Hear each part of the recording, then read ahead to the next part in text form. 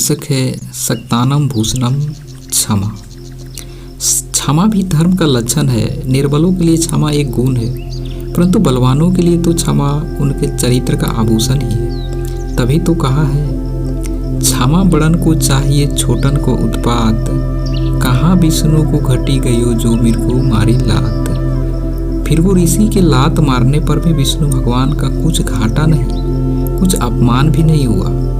भगवान विष्णु तो क्षमा के साक्षात स्वरूप ही है। तभी तो कबीर जी ने कहा है, जहाँ दया तह धर्म है, जहाँ लोभ तह पाप, जहाँ क्रोध तह काल, जहाँ क्षमा तहाँ आप। क्षमा में स्वयं भगवान बसते हैं। जैन संप्रदाय में तो क्षमादान का महोत्सव मनाया जाता है। भगवान राम तो क्षमाशील पुरुषों में पुरुषोत्तम है। जब परशुराम धनु यज्ञ के मंडप में आकर पिनाक नामक धनुष को तोड़ने कोई अपराधी कहकर दंड देना चाहते हैं, तब चंचल लक्ष्मण से उनका परमागमन संवाद होता है। क्रोध में परशुराम बार बार फरसे का भय दिखाते हैं। लक्ष्मण जी उन्हें निर्भय होकर चिढ़ाते हैं। तब विनम्रता पूर्वक श्री राम परशुराम जी से बालक से बहस न करने की प्रार्थना करते हैं। परशुराम जी को श्री राम के इस विनम्र व्यवहार में अभिमान की छाया दिखाई देती है। वे प्रत्यंचा चढ़ाने के लिए अपना धनुष श्री राम को देते हैं, परंतु राम जी तो वस्तुतः क्षमाशील थे, अंतःकरण से ही विनम्र थे। वे मात्र पाखंड नहीं रहे थे। अतः संघर्ष धनुष को लेते और प्रत्यंचा चढ़ा देते, परंतु अनियत होता तो बाण चढ़ाकर परशुराम जी पर वार करता, अनुज के साथ अपने अपमान का बदला भी लेता। परंतु राम जी थे क्षमा के मूर्तिमान स्वरूप। उन्होंने ऋषिवर को न केवल क्षमा कर दिया, बल्कि उन्हें पूज्य विप्र जानकर उनसे सौम्य ही क्षमा मांगी, जबकि उनका कोई अपराध नहीं था। अगला कहानी है भगवान बुद्ध के ऊपर।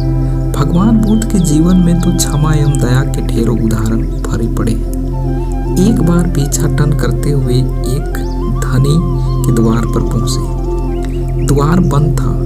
भद्रे भिक्षा देही की गुहार लगाकर बुद्ध खड़े हो गए। धनी ने द्वार खोला, फिर मुंह खोला। लगातार गालियों की बौछार बुद्ध पर होने लगी। धनी गालियों का भी धनी निकला।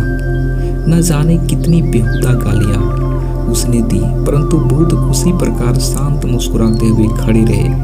वह एक बार पुनः बरस पड़ा। बुद्ध ज्यों के त्यों खड़े थे। उन्हें क्रोध भी नहीं आ रहा था, बल्कि वे मुस्कुरा रहे थे। अंत में धनी इस क्षमाशीलता पर चकित हुआ। उसने भगवान बुद्ध के पांव पकड़ लिए तथा बार बार क्षमा याचना करने लगे। धनी ने फिर से पूछा कि क्या मुझे पापी को आपने क्षमा कर दिया प्रभु? मेरी गालियों से आपको कष्ट तो नहीं हुआ मेरे स्वामी?